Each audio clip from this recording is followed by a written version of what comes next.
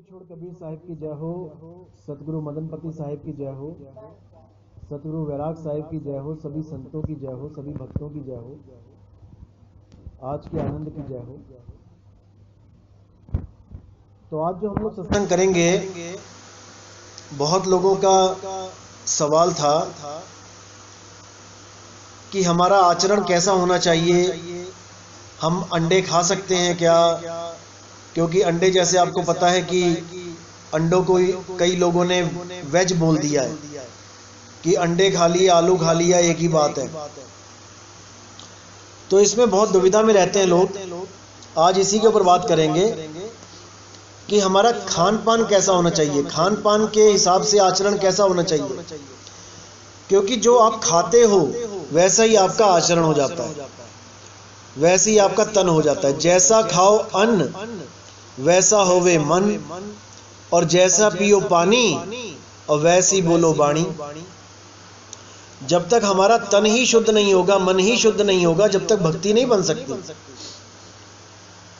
तो मीट मांस के लिए, अंडों के लिए, नशों के लिए बहुत बड़ा परहेज है कबीर पंथ में। लेकिन दुख की बात यह है कि कबीर पंथ में ही सबसे ज्यादा भक्षण हो रहा है आज के समय में। जो अच्छे गुरु हैं कबीर पंथ के, जो विवेकी गुरु हैं, वो तो इन चीजों से दूर रहते हैं।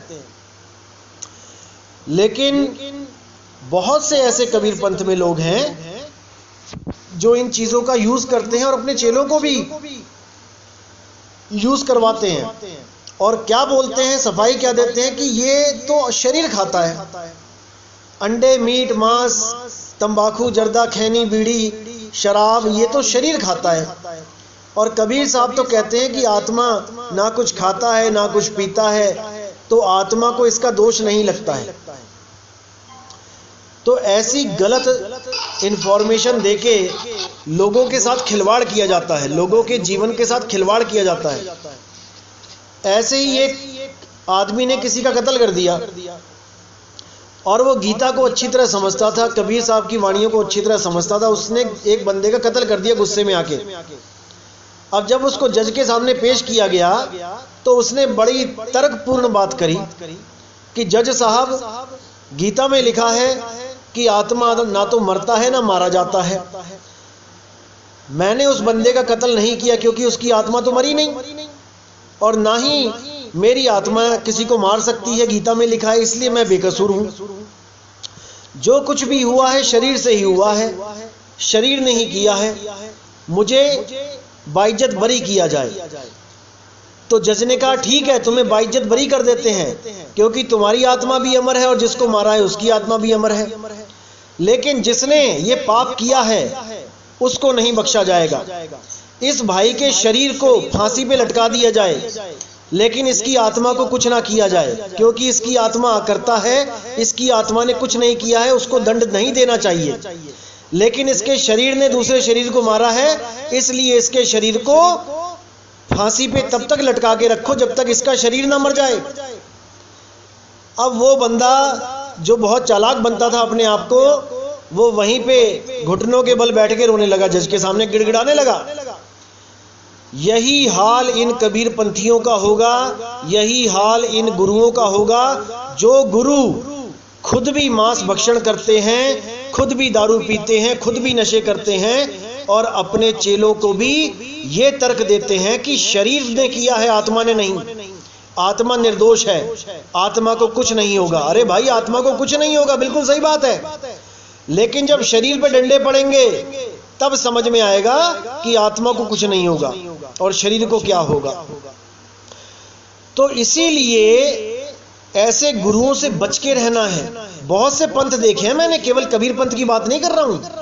अपने आप को ब्रह्म ज्ञानी कहने वाले संतों ने भी अपनी पुस्तकों में यह तक छाप रखा है कि किसी को भी उनके खान पान के लिए टोकना नहीं चाहिए। अगर कोई अंडे खाता है तो उसको खाने दो, कोई मीट खाता है उसको खाने दो, क्योंकि अंडे और मीट आत्मा नहीं खाती। तो ऐसे गुरुओं से भी सावधान रहना चाहिए जो आपके जन्म का नाश करने के लिए आए हैं, जो असल में मन के गुलाम हैं, जो असल में कबीर साहब मन के गुलामों को क्या कहते हैं? काल का दूत। यही वो काल के दूत हैं जो मन की पूजा करते हैं, मन के कहे चलते हैं। इसीलिए साहिब ने बोला, मन के मते न चालिए, मन है पक्का दूत। यही सबसे बड़ा दूत है, काल दूत, और यही सबको उलझा रहा है। तो कबीर साहब ने तो जीव हत्या के बारे में इतना कुछ बोला है कि आप हैरान हो जाओगे। अब कई लोग सोचते हैं कि हम किसी जानवर का गला काट देंगे माता के मंदिर में तो हमें मुक्ति मिल जाएगी, माता खुश हो जाएगी। या फिर हम ईद वाले दिन मस्जिदों में बकरे काट के अल्लाह को चढ़ा देंगे तो अल्लाह खुश हो जाएंगे। अरे भाई, अगर माता बकरों से खुश होती ना, बकरों को काट के वो खुश होती तो एक ही रात में सारे बकरे गायब कर देती। वो एक साल में नंबर ना लेती वो कि एक साल बाद बकरे चढ़ाओ मुझे। और अल्लाह किसी ईद का इंतजार नहीं करता, वो सारे बकरे एक ही बार में उठा ले जाता। तो बहुत ज्यादा भ्रमित किया गया है हमें धर्म के नाम पे, हमें इन पाखंड के नाम पे। क्योंकि खाने वाला कौन है? काली माता नहीं खाती है बकरे, अल्लाह बकरे नहीं खाता है। खाने वाला कौन है? यही लोग हैं। इन्हीं का मन कह रहा है कि खाया जाए, आज चलो अल्लाह के नाम पे काट देते हैं, माता के नाम पे काट देते हैं, पाप भी नहीं लगेगा और जीव का स्वाद भी मिल जाएगा। ऐसा नहीं होगा भाई। जो आप पाप करोगे, जब आप गला काटोगे तो आपको गला कटवाना ही पड़ेगा। साहिब ने इसीलिए कहा है कि पीर सबन की एक सी, मूर्ख जाने नाही, अपना गला कटा के भिस्त बसे क्यों नहीं। कि तुम दूसरे का गला काट के स्वर्ग पाना चाहते हो, तुम अपना गला काट के देखो ना। रावण जैसे राक्षस ने भी 10 बार अपना गला काटा, अपना गला चढ़ाया भगवान के लिए, किसी और का गला काट के नहीं चढ़ाया। और तुम किसी मासूम जानवर का, बेजुबान जानवर का गला काट के चढ़ा के तुम जन्नत को जाना चाहते हो। और वो भी उस जानवर का जो तुम्हें पलट के मार भी नहीं सकता, ना तो उसके तीखे पंजे हैं ना उसके तीखे दांत हैं। अरे किसी शेर का गला काटो ना जंगल में जाके, जाओ चाकू लेके शेर के पीछे जंगल में और शेर का गला काट के चढ़ाओ, देखो कितना खुश होता है परमात्मा, कितना खुश होगा भगवान। वहां तुम्हारी दाल नहीं गलेगी। वहां पता है कि भाई मैं उसको हलाल करने जा रहा हूं, पता लगा वो मुझे हलाल कर दे, वहां तुम्हारी हिम्मत नहीं होगी। लेकिन एक मासूम जानवर को काटने में तुम्हें पूरा आनंद आएगा और पूरे परिवार के साथ जाओगे वो जश्न मनाने। तो भाई ये बातें बहुत इंपॉर्टेंट हैं। अपना जीवन आचरण कैसा होना चाहिए? बिल्कुल मीट मांस से दूर हो जाओ, एक पीस भी नहीं जाना चाहिए अंदर। साहिब ने तो यहां तक बोल दिया, तुम लोग राक्षस को जलाते हो, रावण, कुंभकर्ण, मेघनाथ को जलाते हो, असली राक्षस वो नहीं है। वो तो ज्ञानी ध्यानी भी थे, वो तो ऋषियों के पास उन्होंने पाठ भी किए, उन्होंने विद्या भी ग्रहण की। 4 वेद जो आज पंडित को भी याद नहीं है हमारे यहाँ, रावण को कंठस्थ थे, मुंह जबानी। वो तो ज्ञानी ध्यानी थे भाई। उनको भी राक्षस बना के केवल एक गलती जो सीता को उठा के करी है उसकी वजह से उनको राक्षस जून में डाल दिया, घोषित कर दिया। और इतने बड़े विद्वान थे, पंडित थे, वो किसी को नहीं दिखाई दे रहा। तो कबीर साहब ने क्या बोला, कौन राक्षस है? कि मांसाहारी मानवा प्रत्यक्ष राक्षस जान, और ताकि संगत मत करो होए भक्ति में हान। जो मांसाहारी मानव है असल में वही राक्षस है। जो दूसरे के दर्द को दर्द नहीं समझता है असल में वही राक्षस है। उसका साथ मत दो। उसका साथ दोगे तो तुम्हें भी वो गलत आदत डाल देगा, उससे तुम्हारी भक्ति में हानि हो जाएगी। तो कहते कबीर, मांस मछरिया खात है सुरा पान के हेत, ते नर नर के जाएंगे माता पिता समेत। जो मांस मछली खाते हैं, खुद भी खाते हैं, अपने परिवार को भी खिलाते हैं, या जो माँ बाप हैं अपने बच्चों को खिला देते हैं, कहते हैं वो सारे का सारा परिवार वो नरकों में जाएगा, कोई नहीं बचा सकता। अब कई लोग कहते हैं मीट खाना पाप नहीं है, हिंदू धर्म में केवल गाय को मारना पाप है, या मुसलमान कहते हैं कि सूअर नहीं खाना है, बाकी सब कुछ खा सकते हो। उसके लिए कबीर साहब ने क्या बोला कि मांस मांस सब एक है, मुर्गी हिरनी गाय, और जो कोई यह खात है ते नर नरक ही जाए। चाहे मुर्गी हो, चाहे हिरन हो, चाहे हो गाय, जो भी इसको खाएगा, क्योंकि मांस मांस सब एक है, मांस तो सबका एक है भाई। अगर मांस को काटोगे तो खून निकलेगा, और खून सबका एक सा है, मांस सबकी एक सी है, दर्द सबकी एक सी है, तो सबको समान दर्द है, समान मांस है, तो भाई क्या भेद है मुर्गी हिरनी गाय में? कोई भेद नहीं है। तो कहते तिल भर मछली खाए के कोटि गऊ दे दान, काशी करौत ले मरे तो भी नरक निदान।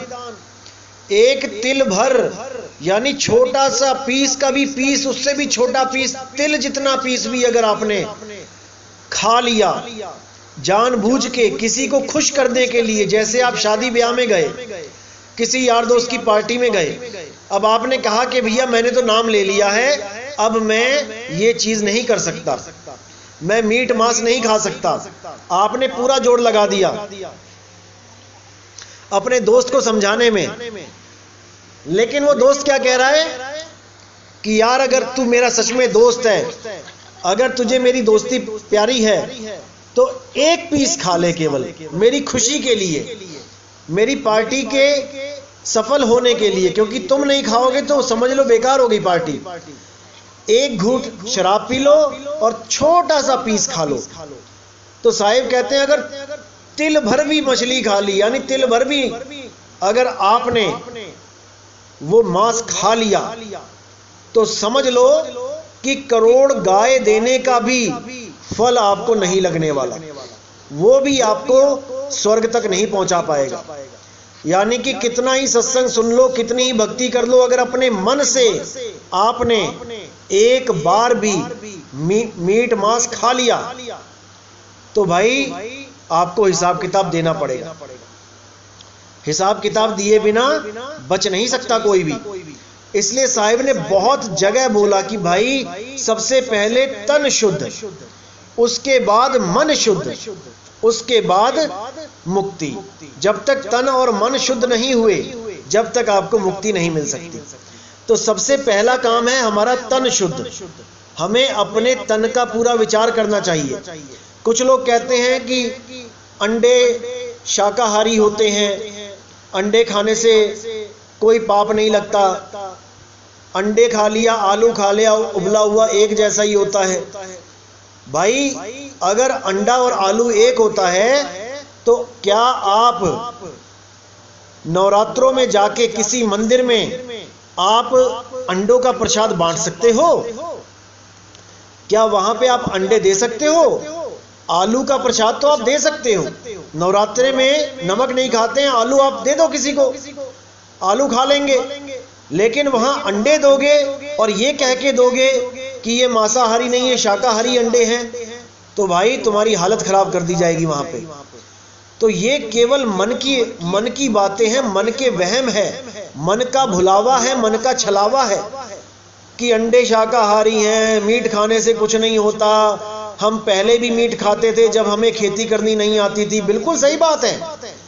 जब हम खेती करना नहीं जानते थे तब हम में इतनी बुद्धि विवेक नहीं था, हम मीट खाते थे। क्योंकि आदि मानव का इतिहास उठा के देखोगे तो पता लगता है कि जानवर को मार के खाता था।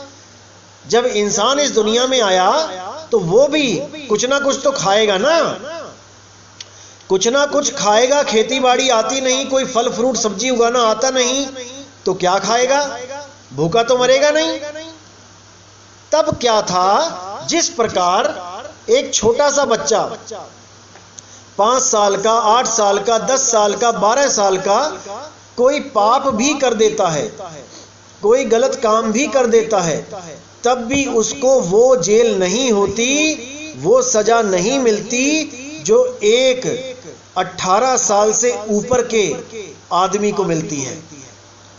बच्चे को बाल सुधार गृह में डाला जाता है ताकि वो बच्चा जब बड़ा हो जाए, जब 18 साल का वयस्क हो जाए, तब तक उसमें इतनी बुद्धि आ जाए, इतना विवेक आ जाए कि उसको पता लग पाए कि जो काम उसने किए थे बचपन में वो गलत थे और दोबारा मैं जीवन में वो काम नहीं करूंगा।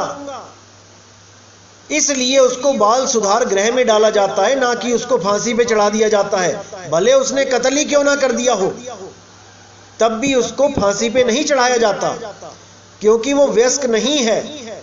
इसी प्रकार जब आदि मानव की बुद्धि नहीं थी, उसको कोई खेती बाड़ी नहीं आती थी, वो मांस खाता था, इसमें कोई दो राय नहीं है, लेकिन उसके पास ऑप्शन नहीं था, कोई उसके पास कोई विकल्प नहीं था। क्या हमारे पास विकल्प नहीं है? क्या हमें आटा दाल चावल उगाना नहीं आता? क्या हमें आटा दाल चावल बनाना नहीं आता? रोटी बनानी नहीं आती? क्या हमें मीट खाने की जरूरत है? किसी पर अत्याचार करके गला काटने की जरूरत है? कभी नहीं। इसीलिए साहिब ने बोला, बिल्कुल साफ बोल दिया कि इच्छा कर मारे नहीं, बिन इच्छा मर जाए, और कहें कबीर तास का पाप नहीं लगाए। उसका पाप नहीं लगता। कई लोग कहते हैं जी हम मच्छर मार देते हैं, मच्छर मारने से हमें पाप लगेगा। रात में बहुत मच्छर होते हैं, हजारों मच्छर आ जाते हैं, बुरा हाल हो जाता है। उसका हल क्या होता है? देखो, सबसे अच्छा हल क्या है मच्छर से बचने का? आप मच्छरदानी लगाओ। आपने मच्छरदानी लगा ली और मच्छरों को मच्छरदानी से बाहर कर दिया, अब आपको मच्छर मारने की जरूरत नहीं पड़ेगी। अब घर में मच्छरदानी नहीं है, किसी रिश्तेदार के यहाँ चले गए या कहीं गांव में चले गए, मच्छरदानी नहीं है, कोई बात नहीं। आपको पता है एक दिन मच्छर लगे, आपको पता लग गया कि भाई दूसरे दिन भी लगेंगे, तो आप ओडोमॉस ले आए, या फिर आप और कोई इंतजाम आपने किया जो मच्छर भागे वहां से, आपको छू ना पाए। या कोई ऐसा तेल लगा लिया, नीम का तेल लगा लेते हैं लोग, उससे मच्छर नहीं लगता है। चलो वो भी ऑप्शन नहीं है, कुछ भी नहीं है। अब मच्छर आपको काट रहा है और आपको पता है कि मच्छर काटने से डेंगू मलेरिया हो जाएगा, आपकी हालत खराब हो जाएगी और इस मनुष्य चोले पे भी बनाएगी। ये मनुष्य चोला भी जा सकता है, डेंगू हो जाए, कितने लोग मर जाते हैं डेंगू से। अब वहां पे कोई विकल्प नहीं है आपके पास, तो आत्म रक्षा करने के लिए भाई आप वो काम कर सकते हो, इसमें कोई भेद नहीं है, क्योंकि आप अपनी इच्छा से नहीं मार रहे हो, आप अपने प्राणों की रक्षा के लिए मार रहे हो। जैसे एक फौजी खड़ा है बॉर्डर पे, उसके हाथ में बंदूक दे दी गई है और वो बंदूक से मच्छर नहीं मारेगा, अब वो बंदूक से क्या मारेगा? आदमी मारेगा, आदमी एक इंसान को मारेगा। लेकिन अगर वो 1000 बंदों को भी गोली से मार देता है बॉर्डर पे खड़ा होके, तब भी उसको 1% पाप नहीं लगता, उसको एक तिल भर पाप नहीं लगता 1000 आदमी मारने के बाद भी, क्योंकि उसकी इंटेंशन है ही नहीं आदमी को मारना। उसको जो काम सौंपा गया है सरकार के द्वारा, जो उसका धर्म कहता है, क्षत्रिय है वो, क्षत्रिय धर्म क्या कहता है कि आपके देश को, आपके देशवासियों को अगर कोई नुकसान पहुंचाता है, बॉर्डर क्रॉस करके आता है, घुसपैठ करता है, तो आप उसको गोली मार दो। आपने पहल नहीं करी, पहल आपके दुश्मन ने करी, आपके देश के दुश्मन ने करी है। कई लोग इस पे भी विवाद कर देंगे कि नहीं ये गलत बोल रहा है, नितिन दास गलत बोल रहा है। अरे भाई, अगर वो गोलियां ना चलाए तो वो आतंकवादी आके तुम्हारी लाशों के ढेर लगा देंगे, तुम्हारा इंसानी चोला खत्म कर देंगे, तुम भक्ति कैसे कर पाओगे? आज अगर आप आराम से बैठ के टीवी देखते हो, खाते हो, पीते हो, शॉपिंग करते हो, अपने भाइयों के साथ, दोस्तों के साथ कहीं घूमने जाते हो, वो केवल और केवल हमारे फौजी भाइयों की वजह से है, हमारे क्षत्रियों की वजह से है। अगर हमारे फौजी भाई सरहदों पे रातों को जाग जाग के ड्यूटी ना दें, तो याद रखना हर पार्क में आपको एक आतंकवादी घुसा मिलेगा, बैठा मिलेगा, छुपा मिलेगा। आप कहीं भी जाओगे गोलियां खा के आओगे। तो इसलिए क्षत्रिय धर्म जो अलाउ करता है कि आप अपनी जान को बचाने के लिए, अपने देशवासियों की जान को बचाने के लिए आप इंसान को भी मार सकते हो। इसी प्रकार अगर कोई जानवर आपके ऊपर प्रहार करता है, आपकी जान को खतरा होता है, आप भी अपनी आत्मरक्षा कर सकते हो, वहां पाप नहीं लगता। लेकिन बशर्ते आपके पास ऑप्शन ना हो तो। अगर आपके पास सारे ऑप्शन हैं और आप फिर भी जीव हत्या करते हो तो आप दोषी हो। आपके घर के सामने से गली में या कहीं आप जंगल में जा रहे हो, सामने से सांप निकल के अपनी मस्ती में जा रहा है और आपने उठा के उसको पत्थर मार दिया, डंडा मार दिया। वो सांप जो आपको कुछ नहीं कह रहा है, वो अपने मजे से जा रहा है, आपने उसको मार दिया, आप पाप लगेगा। लेकिन एक सांप आपके पीछे पड़ जाए, आपको जान से मारने की कोशिश करे, आपको डसने की कोशिश करे और आप उसको तब मारते हो, पाप नहीं लगेगा। आत्मरक्षा सबसे बड़ा पुण्य है और आत्महत्या सबसे बड़ा पाप है। अगर आप आत्महत्या भी करते हो, अपने आप को मारने की कोशिश करते हो और आप बच भी जाते हो, तब भी आपके ऊपर संविधान के द्वारा केस लगा दिया जाता है, क्योंकि आत्महत्या करना भी, उसका प्रयास करना भी एक जुर्म है। तो इनको अच्छी तरह समझना है, पहले तन शुद्ध फिर मन शुद्ध, उसके बाद भक्ति आपकी पूर्ण होती है। तन शुद्ध में आपने मीट मांस अंडा ऐसा कुछ नहीं खाना है, जितना मर्जी कोई जोर लगा दे, आपने एक पीस नहीं खाना है। बस गुरुमुख हो जाओ। गुरुमुख यानी अब ये मुख जो आपका है ये गुरु का है, आप हो गए गुरुमुख। अब ये मुंह आपका नहीं है, ये गुरु का है। अब आप केवल वो चीज खाओ जो आप अपने गुरु जी के मुख में डाल सको। आप केवल वही चीज अपने मुख में डालो जो अपने गुरु जी को सामने बैठा के उनके मुख में डाल सको। क्या आप अपने गुरु के मुख में अंडा मीट मांस डाल सकते हो? क्या गुरु जी के मुंह में आप जर्दा बीड़ी तंबाकू लगा सकते हो? अगर आप अपने गुरु के मुंह में नहीं डाल सकते तो आपका मुख भी गुरुमुख ही हो गया है जब आपने नाम ले लिया। तो अब आपने ऐसा कोई काम नहीं करना भाई जिससे आपके गुरु को ठेस पहुंचे, उनकी शिक्षा को ठेस लगे। तो पूरा विचार करना है, पूरा विवेक लगाना है, एक एक चीज को समझना है और ऐसे गुरुओं से सावधान रहना है जो खुद तो 84 में जाने के लिए तैयार हैं और आपको भी लेके जाने के लिए बैठे हुए हैं। ऐसे गुरुओं से सावधान रहना। तो आज का सत्संग यही समाप्त करेंगे और हमेशा से मैं कहता आया हूं कि आपने अपना विवेक जगाना है, अपने आत्मा की आवाज को सुनना है, अपने विवेक से चलना है। कोई कुछ कहता है उसको कहने दो, आपने अपना ज्ञान, अपना विवेक हमेशा जागृत रखना है, क्योंकि आप स्वयं ही अपने तारणहार हो, कोई और आपको नहीं तारेगा आके। साहिब बंदगी सपना छोड़ कबीर साहिब की जय हो।